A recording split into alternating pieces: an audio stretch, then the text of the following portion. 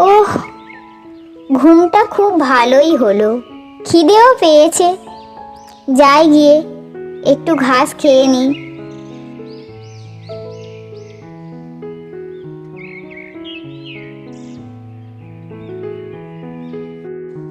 ও মা, এ কি, ঘাস কোথায় গেল?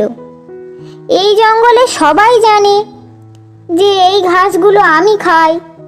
আমার বাড়ির সামনে থেকে আমার ঘাস কে খেয়ে গেল? আমাকে আবার দূরে গিয়ে ঘাস খেতে হবে। হরিণটি ছিল খুবই অলস। সে সর্বদা অনেক বেলা অবধি ঘুমাতো। তার বাড়ির সামনে কচি কচি ঘাস হতো, সে সেই ঘাস খেয়েই আনন্দে থাকতো। কিন্তু আজ হঠাৎ সে অবাক, তার বাড়ির সামনে থেকে কে ঘাস খেয়ে গেল।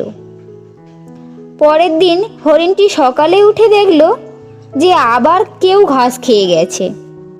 উফ, আবার কে খেয়ে গেল? প্রতিদিন কে আমার বাড়ির সামনে থেকে ঘাস খেয়ে যাচ্ছে? কাল আমাকে ভোরবেলা উঠতে হবে, কিন্তু ভোরবেলা উঠতে আমার কষ্ট হয়, আমার খুব ঘুম পায়। যাই হোক, আমাকে উঠতেই হবে। হি হি হি, বে বে বে, কচি কচি ঘাস খেতে খুব ভালোই লাগে। কিরে বেটা ছাগল, খুব আনন্দে ঘাস খাচ্ছিস দেখছি, কিন্তু জানিস এই ঘাস কার? ঘাস আবার কার হবে? যে খাবে তার। যে খাবে তার? কি সাহস দেখ বেটার, আমার বাড়ির সামনে দাঁড়িয়ে আমার ঘাস খেয়ে নেয়া।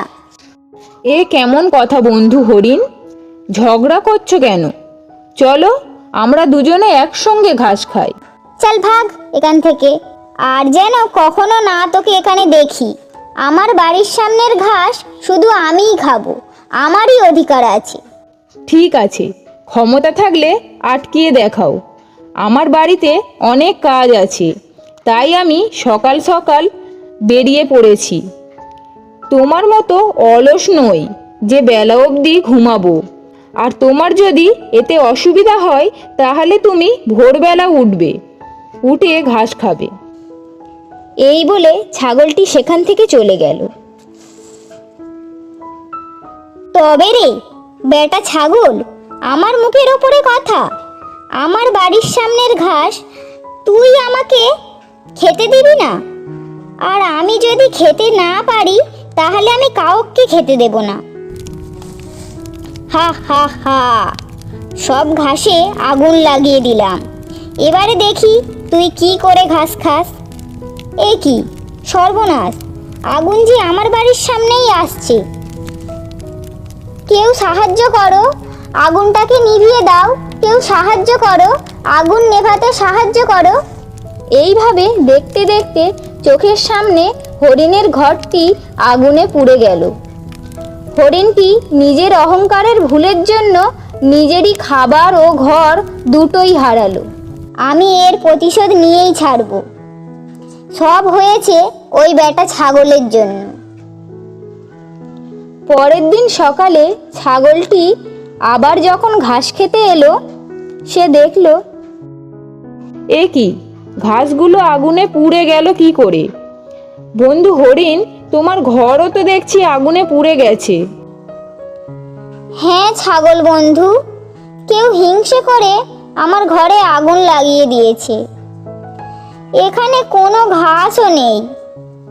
তুমিও চলো আমার সঙ্গে, আমি আরো একটা জায়গা জানি যেখানে আরো সুন্দর কচি কচি ঘাস পাওয়া যায়। আচ্ছা ঠিক আছে, চলো তাহলে দুজনে একসঙ্গে ঘাস খাওয়া যাবে।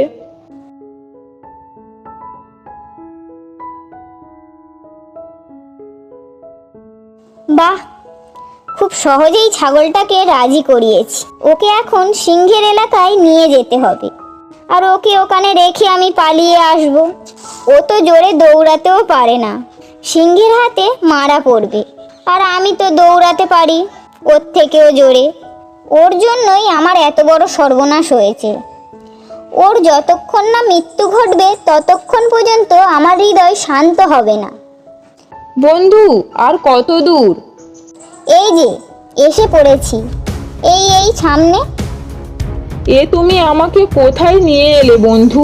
এ যে সিংহের গুহা। হা হা হা, এবারে বোঝো ঠেলা। আমার বাড়ির সামনে থেকে ঘাস খেতিস না?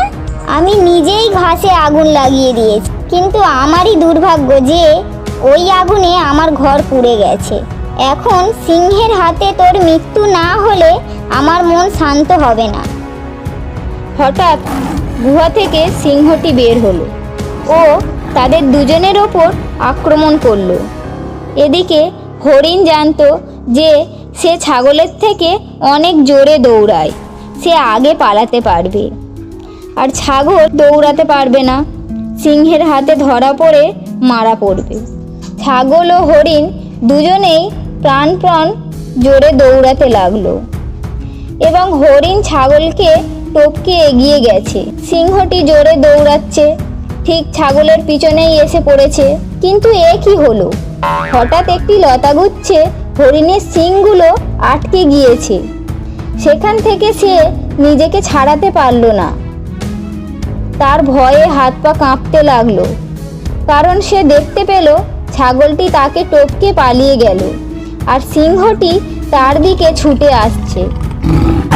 এরপর সিংহটি মনের আনন্দে হরিণের মাংস খেতে লাগলো আর ছাগলটি এবারের মতো প্রাণে বেঁচে গেল।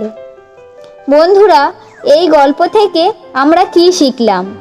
যে অন্যের জন্য ফাঁদ পেতে রাখলে নিজেকেও সেই ফাঁদে পড়তে হয়।